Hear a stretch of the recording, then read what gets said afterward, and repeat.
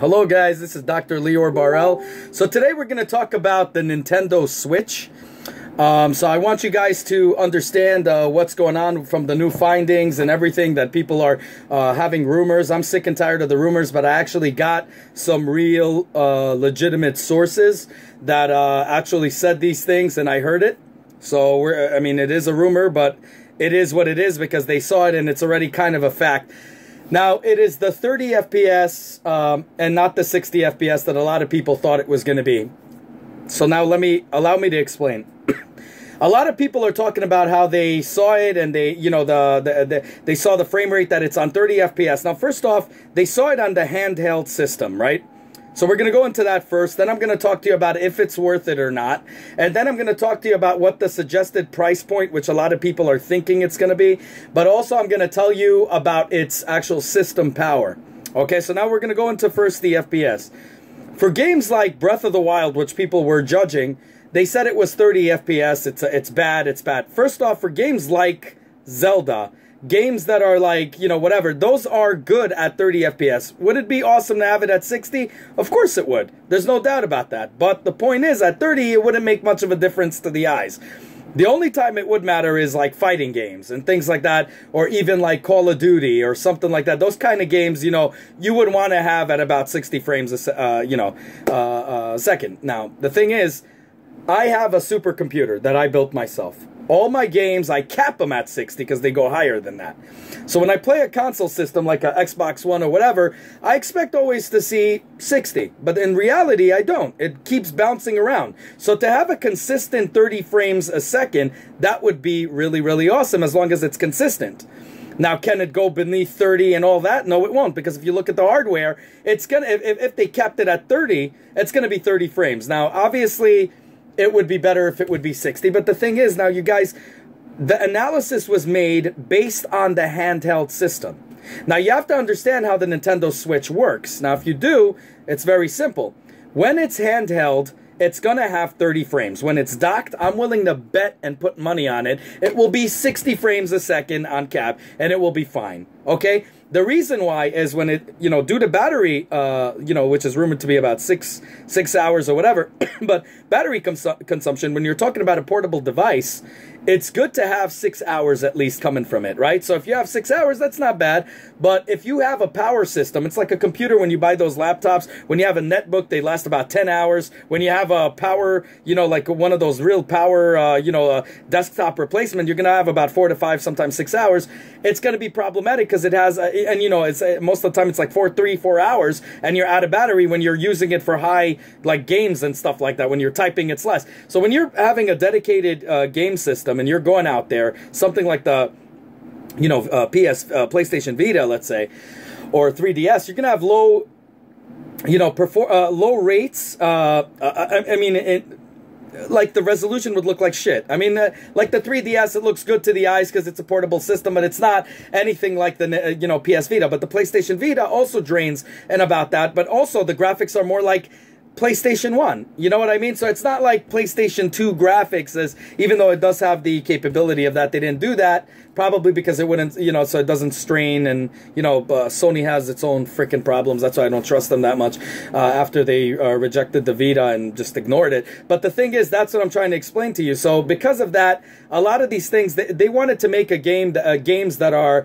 visually appealing. Now, Bethesda would not be part, okay, as a third party, would not be part of the Nintendo Switch at all. They would not actually want to aid them if it didn't operate, you know, in 60 FPS. I'm willing to bet on it. I'm willing to put money on it. Most of these third parties, especially like Konami, all these places, they would not want to pair with Nintendo, but Bethesda especially, if it degrades their name, which means if you're going to have a game that plays like shit, nobody's gonna. It taints the name of the corporation, and they're not gonna want to do that. So I do believe it's 30 frames when you're holding it in your hand, and when you're putting it, you know, as a portable device, and when you put it down on the docking station, you're gonna have full 60 frames, because when you put it in the docking station, there's also, it says that it's gonna overclock and it's gonna operate at full and also have it at full HD, which means everything is gonna operate the right way. Now, the way it's supposed to operate. Now, I'm gonna tell you now, is it worth it? Yes, because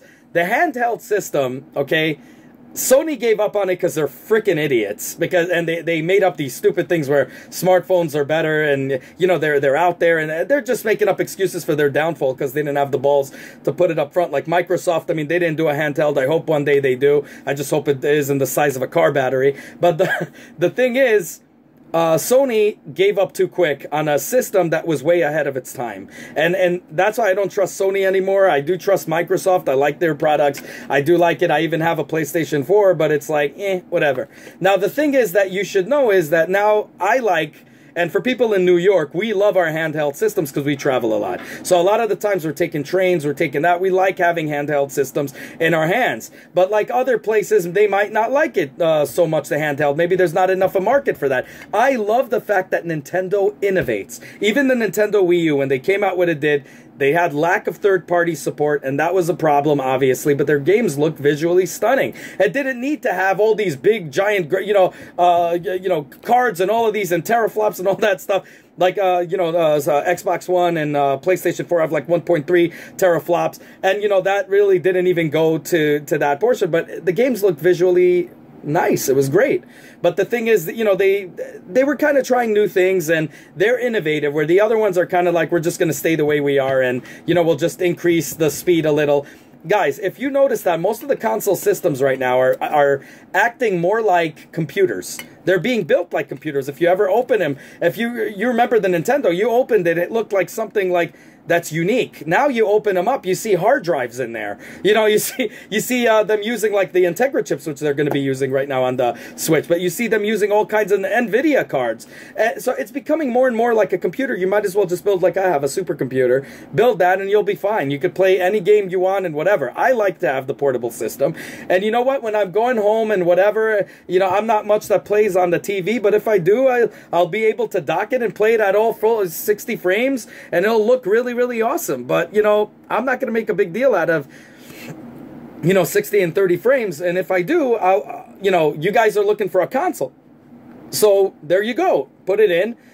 Most likely it's going to be 60 frames. I'm telling you, it will be 60 frames. If you actually analyze the footage, which they didn't, they only analyzed the handheld. If you analyze the footage where it was docked, you would see that it's full 60 frames playable. Now, obviously, when it's being played in broadcast, it's about on 30 frames a second. Sometimes they play it at 60 frames a second, so it depends what you're looking at. So we're not going to know for sure till the actual final release date, release is there. Now, this is what it is. They said that it's going to be a little bit over 1 teraflop. Now, if you look at the PlayStation 4 and Xbox One, they're what? They're about 1.3 teraflops. Now, I'm thinking when it's handheld, it's going to be at the 1, teraflop, to have it in par with the Xbox One and PlayStation 4. But when you're going to dock it, I'm willing to bet it's going to come up to about 1.3, teraflops. So I'm willing to bet that's what's going to happen. But again, I'm not guaranteeing anything, but it looks to me... due to my analysis, it looks to me that that's what it's going to be like. Because, I mean, if it's a handheld and it's going a little bit, as they say, over a teraflop, when it's going to be down on the console, as a console, it's going to operate in the docking station, it's going to most likely hit that 1.3. Again, like I said, Bethesda would not... You got to understand, if you guys look at these companies did not want to back up the Wii U for a reason, because it was underpowered. They would not work with this. You had Skyrim, that's still not an official whatever, but it was running. Okay, when you have things like that, we all know if it's there, it's going to be there. It is official. I don't care what they say, but it is official. Now, if you have these things in play, these companies would not make games because it wouldn't be profitable. Again, it's all about profits, guys, and you guys got to learn to understand that these companies will not back it up if it's underpowered. So I do believe it's going to be in par with Xbox One, PlayStation 4. Obviously, when PlayStation 5 is going to come out, it's going to be a little bit, it's going to be more powerful. But guys, who cares? You have the ability to take that piece of crap anywhere you want. Okay, it's going to be like I don't even know why I got the 3DS, to be honest with you. When you're going to have something awesome like this coming along, it's going to be insane. And the fact that you could take the controllers out, and it looks like it has a C port, so there's talks about, all kinds of inputs are going to go in there. As virtual reality, some people are saying that is going to come out for that, and I've seen some pictures of these beta versions for it. You could take portable charging with you, which I have that thing for my Samsung phone. Now I could charge this up with a 5300 whatever. So it's going to last me for another 2 hours, 3 hours. I could put on it anywhere I want to go. I mean, this is pretty cool when you take it on the go with you. Also, the controller controllers come aside. It has good gyroscope. I do believe the controllers also have gyro, because it showed in the commercials them doing all kinds of crap. So if you look at it, it makes sense that it has gyro. Some people are even commenting that it might have a pilot in there, which if that happens, that means there's a touchscreen. I just think this is a real good move, extremely innovative on Nintendo's part, and my money goes to innovation. I like to have that freedom where I could take it out. Let's say, you know, my family's watching TV, television, doing something. I have that freedom where I could take that. Now, also, I do believe that they're going to have a streaming service. I do believe that, because that is the new in right now. And for them to be able to play high games, like these big games and re-releases, it would be so cool to have a streaming service offered. That's just a recommendation I give to them. I do believe that's already probably going to be in the works, because it's becoming popular, especially with the PlayStation Vita. As you see, PlayStation, guys, you got to understand how intelligent Nintendo is. Sega went out of business for its flops. They tried to do innovation, but it didn't work out for them. Nintendo has the money. They're doing innovation. They failed. They do an innovation. They failed till the innovation actually becomes a success. And right now, the very fact that you have third parties investing in this and saying, we're going to invest our time, we're going to come out with this, we're going to come out with that, and all this crap, you know this system is a powerhouse. And it's going to be, I mean, not as a powerhouse as obviously the new systems out there and all that, but I'm saying it's enough to take, you know, for third-party people to come in and be interested and say, hey, we'll do the games, we'll see how it works. I do believe this kind of innovation where you could take the system anywhere you want to go is going to be an extreme big help, especially to people of New York. I can tell you, in New York, we love, every time I'm in the train, I always see people with handheld systems. They're not touching their stupid cell phones all the time. You know, most of the people are with 3DSs. Sony gave up, I believe, too easy on that, and the Japanese market is still going, but it's being harder and harder to find. This is so good that it gives you that option to have a console and a handheld system all in one. And I really think that's going to be a good thing. I mean, if you guys think about it, Nintendo started all the innovation. I mean, look what happened. When the Nintendo Wii came out, it was phenomenal. I loved it. And it had the controllers and that you could control shit with. What happened? Xbox came out with one of them, right? That it could read your movements and all that crap. And then what happened? PlayStation came out with that wand or whatever crap. Everybody's following their lead and innovation. They're building on it, and they're making it probably better because their systems are higher stuff. But guess what, guys? The odds of them coming out with a portable system, you know, a console that becomes a portable system, I think is going to be really slim for at least the next generation till the generation after. So to get your hands on it, especially if it's a $250 price point, which I think is phenomenal. It costs almost as much as it costs as much as a little bit over a 3DS. I mean, how cool is that? And you get the best system out there in the freaking, you know, the best handheld system I could guarantee you in the world. So that's just phenomenal. And I just think this is a good step in the right direction or whatever. But so just guys, just remember 30 frames.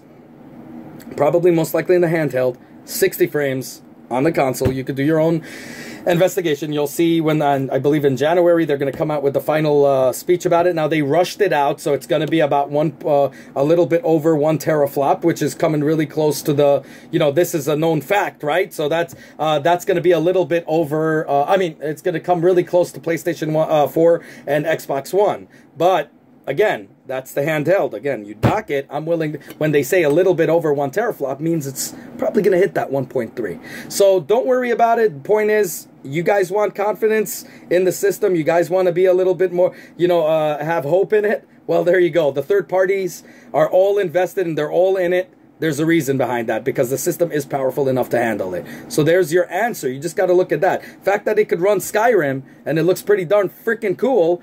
To have Skyrim as a portable, I just spoke with a colleague of mine at work, and we're like, portable Skyrim. Just, I mean, think about that. The amount of possibilities that it opens you up to. Plus the fact that you could take 2 controllers and play with your friends. That's just insane. Is it worth it for $250? Hell yeah. If it was something like about $500 or whatever, I would say, yeah, whatever.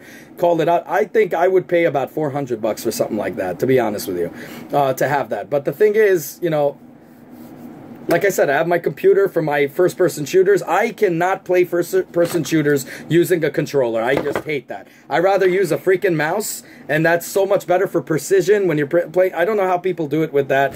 I have no idea. God bless you guys. You guys are multi-talented. Me, I got to play it on a computer. So I don't really care for those for the games that actually need the 60 FPS. But it's going to be 60 FPS on that damn, you know, on that console, most likely, when it's going to be in the docking station. So anyways, let me know what you guys think. Right into the, you know, in the comments below.